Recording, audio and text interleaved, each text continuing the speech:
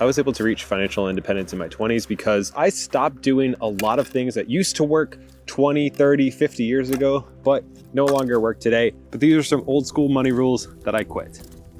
College will make you rich. I'm not just saying this because I didn't go to college and I dropped out of high school, but most of us were taught that if you go to college, you will become successful financially. And for a lot of people, that has been true in the past. There's a bunch of stats about that. But today, it has never been easier to start your own business, to learn new skills. Literally, the world's information is at our fingertips. And with AI, a lot of jobs that used to have to learn over the course of 4 years and $50,000 to $100,000, you can now just ask ChatGPT to do. And so while there's nothing wrong with going to college, it is not the only way to success. And in fact, I know a lot of people who it has completely destroyed their finances and they're getting to zero, literally paying off their debt 10 to 20 years after going to college, and would probably have been better off just working a minimum wage job somewhere. And I just don't think it's necessary anymore. And that leads into working 40 plus years. This has always been what everybody has done. You retire when you're 59 or 65 or whatever, and that's just not the only path anymore. In fact, there's the idea of mini retirements where you take small 6 months to multiple year retirements throughout your life. There's the idea of the FIRE movement and retiring early, reaching freedom in your 20s like I've done. But the thing is, if you follow the conventional path,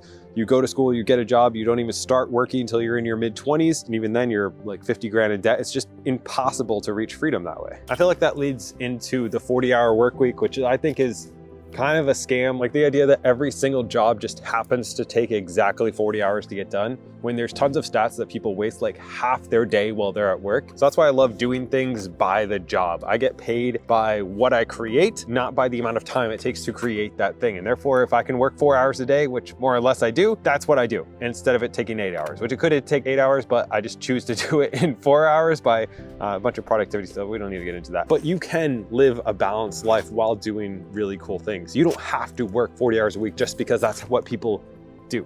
Money is private. I think growing up, a lot of us didn't hear our parents talk about money. And there was this idea that, money is private. It's something that we don't discuss. We don't talk about at the dinner table. And what I've noticed is most of the successful people that I know talk about money a lot. And the people who don't have much of it, and maybe that is a bit of a cycle, but most people trade most of their lives in order to earn money. And yet they never discuss it. They never plan it. They never think about it. They never ask for advice from people who are more successful than them. It's just something that they avoid. And therefore their finances struggle pretty much forever. And so I think money should be the thing we talk about a ton, we obsess over, we learn about. Because if you can learn how to master money and how to make it work for you, you can stop trading your entire life for the next 40 years for this stuff that somebody printed. Crazy. And yet that's what a lot of us were taught to do. Credit cards are evil. Don't get me wrong, credit cards suck for most people, but it's not as black and white as you think. I've gotten 3 flights in the past couple of weeks that I just paid for me and my family. We're going to Florida. I'm going to Vegas for a conference. We got some other trips coming up. All of them were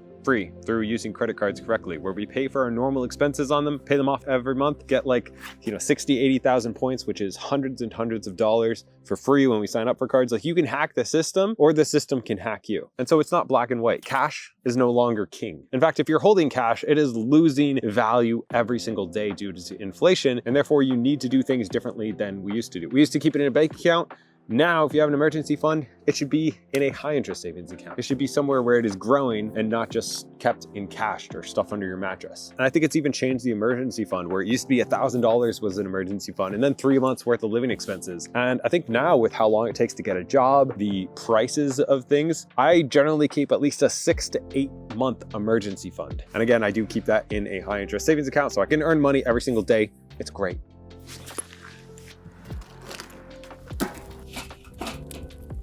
Work harder. Well, don't get me wrong, there is nothing wrong with hard work. But if hard work is what made you wealthy, there would be a lot of garbage men and teachers and nurses who were millionaires. But unfortunately, hard work doesn't really have anything to do with wealth. Generally, it's just how much value you add to society. So if you impact tons of people's lives, most likely you'll make money. If you can totally change somebody's life, most likely you'll make money. It's not based on how hard you work, but how much value you have to the economy and how many people's lives you impact. Pay your bills with your income. Yeah, I know it's a weird one, but this is actually something that I learned kind of from Rich Dad Poor Dad in the cash flow quadrant. Well, most people earn money and they pay their expenses, whereas rich people, wealthy people earn money, they buy assets, those assets spit off cash, that cash pays for their expenses. So really the entire game now is simply buying assets and buying things that pay you money every single month. And if you can do enough of that, you can gain freedom in like 5 to 10 years. All you need to do is lower your expenses, buy enough assets that pay you to cover those expenses, and you're free for life. I have a list of my top 25 favorite books that have improved my life down below. It's completely free. Check it out. Then of course we have one of my personal favorite, not good ones, which is save 10% of your income. Yeah, it is what I would call a scam, unless your goal is to work till you're 65, in which case, it's okay. But I think you should be doing everything you possibly can to save at least 50% of your income. And that sounds insane to most people, but it was because I was able to get to 50 and then 75% of my income saved, even while I was working a median salary job, that I was able to escape working that job, because how much you save is way more important than anything else, really. Like if you save 10%, it would take this long to retire. If you save 50%, it would take this long. And if you save 75%, it takes this long. Totally forgot what they all are, but this will look cool when we edit it. Another common one is don't take risks with your money, play it safe. Now, don't get me wrong, I'm not saying to go out and be reckless with money, but there are so many new opportunities that literally just didn't exist 5, 10, 20 years ago that a lot of people are missing out on those opportunities because they're so worried about playing it safe. Like if you're scared of high interest savings accounts, so you keep your money in a regular account and it earns 0% versus 4%, and you just lost a lot of money. And if you're worried about moving it from there to investing and earning an average of like 10, 11% over the past however long S&P 500 has been around, well, now you're missing more money. And if you do that, but you're worried about losing money investing in real estate or starting a business or doing anything else, well, you're losing the opportunity cost of all those investments. So while you shouldn't be reckless, you really have to pay attention to how things are changing, because there's so many more ways to make money now and invest money now than there were, that being scared to do it can cost you big. Stick to one job. I used to know people who would work at one place for like 30, 40 years, and then they would get retirement and all this stuff. And for most places, that's just not the best thing to do anymore. There's very few things where you're gonna be set up for retirement. And there's actually been studies that moving around from job to job can make you more money. And that's not even going into the whole gig economy and like how much easier it is to start a business right now. It's actually very uncommon now that that is the best option.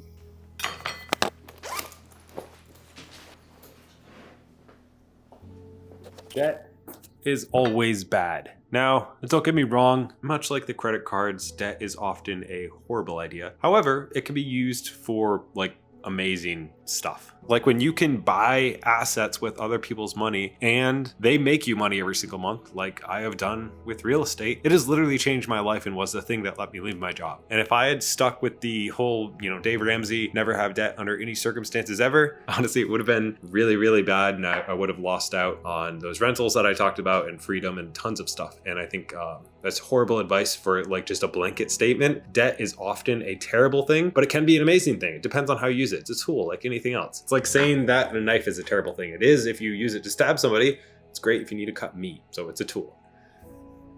This needs to rest for another minute or two. It was cooking a little hotter than it should have been, so might have overdone it. Home ownership is a great investment. If your home is your biggest and only investment, it is a extremely high likelihood that you will not have financial freedom early. You will probably not retire early. That being said, I don't want to be a hypocrite here. I am planning on buying a primary residence, but I also realize that it is probably going to be the worst financial decision that I make. I'm able to do that because I've made a bunch of good financial decisions, but I realize that it's a bad investment vehicle, costs a lot of money for most people. Financially, mathematically, it's probably better just to rent, or obviously house hack, but a lot of people aren't going to do that. But if you're always planning on houses always going up and that's your only means of like investing in retirement and stuff, it's just probably not great. You need a financial advisor to build wealth. Well, that used to be the way. If you read the book, The Simple Path to Wealth, they explain that just investing in index funds, like I talked about, is gonna outperform actively managed funds and mutual funds and like pretty much everything, picking stocks especially. Like